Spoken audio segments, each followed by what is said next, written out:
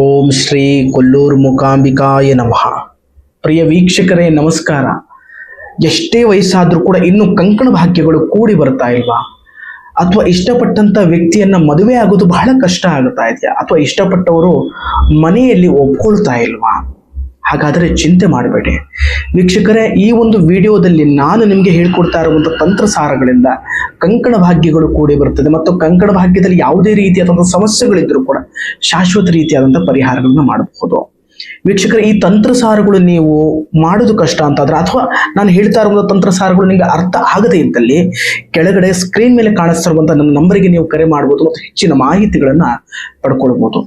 ವೀಕ್ಷಕರು, ಮದುವೆ ಅನ್ನುವಂಥದ್ದು ಒಂದು ಜೀವನದಲ್ಲಿ ಬಹಳಷ್ಟು ಪ್ರಮುಖವಾದಂಥ ಘಟ್ಟ ಅನ್ನುವಂಥದ್ದು ಹೇಳ್ಬೋದು. ಈ ಮದುವೆ ಆಗದೇ ಇದೆಯಲ್ಲ ಅಥವಾ ಹೆಚ್ಚಿನ ವಯಸ್ಸು ಆಗಿದ್ದೆ ಅಂತ ಆದ್ರೆ ಖಂಡಿತವಾಗ್ಲೂ ಎಲ್ಲರೂ ಅಪಮಾನ ರೀತಿಯಲ್ಲಿ ಸ್ವಲ್ಪ ಸಮಸ್ಯೆಗಳು ಜಾಸ್ತಿ ಆಗ್ತದೆ. ಹಾಗಾದ್ರೆ ವೀಕ್ಷಕರು, ಇದನ್ನು ಯಾವ ರೀತಿ ಪರಿಹಾರಗಳನ್ನು ಮಾಡಬೇಕು? ಯಾವುದೇ ಅಂಗಾರಕ ದೋಷಗಳಾಗಿರುವುದು, ಕುಳಿ ದೋಷಗಳಾಗಿರುವುದು ಎಲ್ಲವನ್ನು ಕೂಡ ಪರಿಹಾರ ಮಾಡಿದ್ರು ಕೂಡ ಕಂಕಣ ಭಾಗ್ಯಗಳು ಕೆಲವರಿಗೆ ಕೂಡಿ ಬರ್ತಾ ಇಲ್ಲ. ಅಂಥವ್ರು ವೀಕ್ಷಕರೇ, ನಾನು ಇವತ್ತು ತಿಳಿಸ್ಕೊಡ್ತಾ ಇರುವಂತಹ ಈ ಒಂದು ತಂತ್ರಸಾರಗಳನ್ನು ನೀವು ಮಾಡಬಹುದು.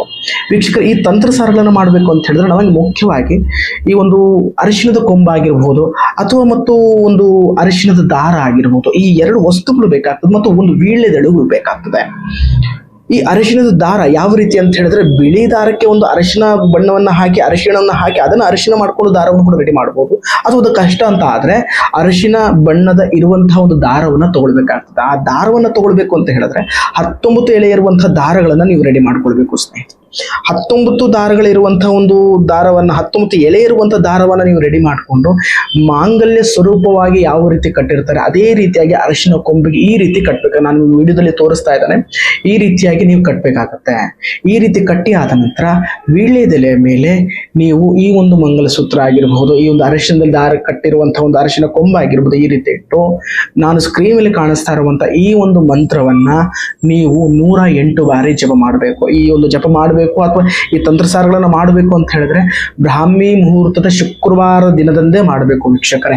ಈ ಒಂದು ಶುಕ್ರವಾರ ದಿನದಲ್ಲಿ ಮಾಡಿರುವಂತಹ ಈ ಒಂದು ತಂತ್ರಸಾರಗಳನ್ನು ಮಾಡಿ ಆದ ನಂತರ ಅರಿಶಿಣ ಕೊಂಬು ಸಮೇತ ಅಥವಾ ದಾರದ ಸಮೇತ ವೀಳ್ಯದೆಲೆಯನ್ನು ಕೂಡ ಬಿಳಿ ಎಕ್ಕದ ಗಿಡಕ್ಕೆ ನೀವು ಇಡಬೇಕು ಅಥವಾ ಅದಕ್ಕೆ ಅಲ್ಲಿ ಹೋಗಿ ಕಟ್ಟಿಕೊಂಡಾದ್ರೂ ಬರಬೇಕು.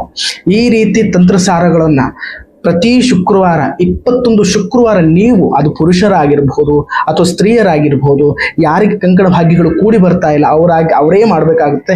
ಅವ್ರು ಮಾಡಿದ್ದೆ ಅಂತ ಆದಲ್ಲಿ ಖಂಡಿತವಾಗ್ಲೂ ಆದಷ್ಟು ಬೇಗ ಕಂಕಣ ಭಾಗ್ಯಗಳು ಕೂಡಿ ಬರ್ತದೆ ಮತ್ತು ಮದುವೆ ವಿಚಾರದಲ್ಲಿ ಎಷ್ಟೇ ವಿಳಂಬ, ಎಷ್ಟೇ ತೊಂದರೆಗಳು, ಎಷ್ಟೇ ರೀತಿಯಾದಂಥ ಜಗಳ ತಾಪತ್ರಗಳು ಎಂಥದ್ದೇ ಇದ್ರೂ ಕೂಡ ಈ ಮಾಡುವಂಥ ಕ್ರಿಯೆಯಿಂದ ಎಲ್ಲವೂ ಕೂಡ ಪರಿಹಾರ ಆಗ್ತದೆ ವೀಕ್ಷಕರೇ. ಈ ರೀತಿಯಾಗಿ ಹೆಚ್ಚಿನ ವಿಡಿಯೋಗಳು ಬೇಕಾಗಿದ್ದಲ್ಲಿ ಈ ಒಂದು ಚಾನಲ್ ಅನ್ನು ಸಬ್ಸ್ಕ್ರೈಬ್ ಮಾಡಬಹುದು ಮತ್ತು ಹೆಚ್ಚಿನ ಮಾಹಿತಿಗಳು ಬೇಕಾಗಿದ್ದಲ್ಲಿ ಈ ಒಂದು ಕೆಳಗಡೆ ಸ್ಕ್ರೀನ್ ಮೇಲೆ ಕಾಣಿಸ್ತಾ ಇರುವಂತಹ ನಂಬರಿಗೆ ನೀವು ಕರೆ ಮಾಡಬಹುದು. ನಮಸ್ಕಾರ.